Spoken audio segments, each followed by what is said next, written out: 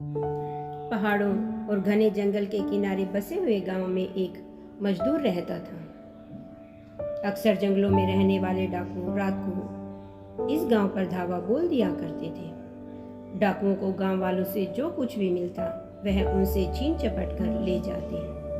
एक बार एक व्यापारी इस गांव में आया।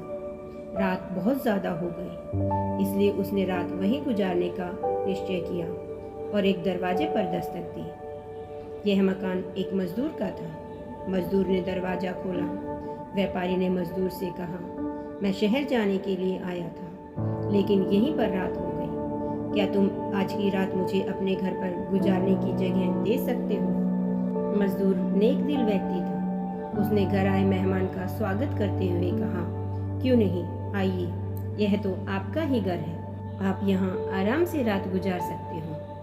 मजदूर ने अपने घर का रूखा सूखा खाना बड़े आदर और सम्मान से व्यापारी को परोसा। फिर उसके बाद व्यापारी के सोने का प्रबंध कर दिया। आधी रात के करीब व्यापारी को कुछ आवाजें सुनाई दी। उन आवाजों से व्यापारी की नींद खुल गई। उसने देखा घर का मालिक इधर उधर बेचैनी से चक्कर काट रहा था। उसके हाथ में एक पोटली भी थी। व्यापारी यह माजरा समझ नहीं पाया। उसने उत्सुकता से मजदूर से पूछा, क्यों भाई, क्या बात है? तुम इतने परेशान क्यों दिखाई दे रहे हो? साहब, गांव में डाकुओं ने धावा बोल दिया।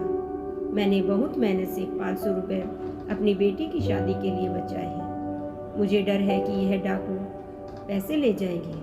आप ही बताइए, मुझे क्या करना चाहिए? मजदूर ने व्यापारी से पूछा। व्यापारी ने फौरन सलाह दी, अरे भाई, इसमें इतना मत सोचो।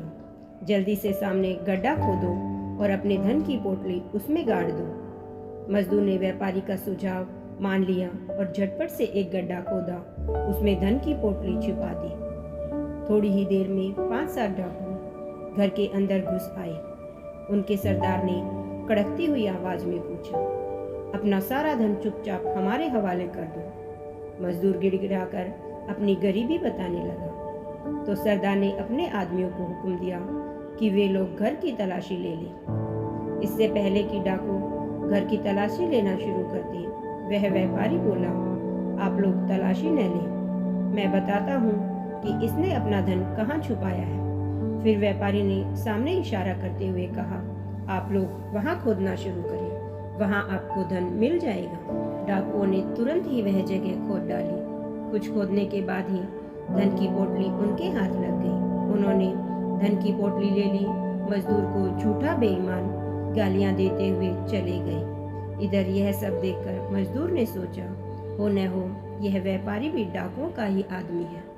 तभी इसने खुद मुझे धन गड्ढे में छिपाने की सलाह दी और फिर इसने ही डाकुओं को धन का पता बता दिया।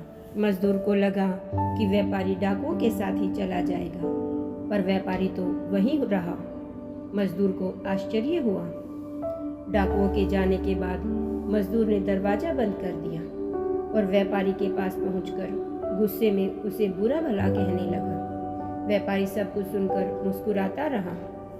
जब मजदूर का जी भर गया तो सहज स्वर में व्यापारी ने बोलना शुरू किया, भाई, अब मेरी बात सुनो। मैंने डाकुओं को तुम्हारे धन का पता बताकर तुम्हारे साथ अपने को भी भारी नुकसान होने से बचाया है। जानते हो, अगर डाकू तुम्हारे घर की तलाशी लेते तो उन्हें मेरे धन की पोटली में रखे 2500 रुपए और स्वर्ण मुद्राओं का भी पता चल जाता और मुझे भी भारी नुकसान हुआ।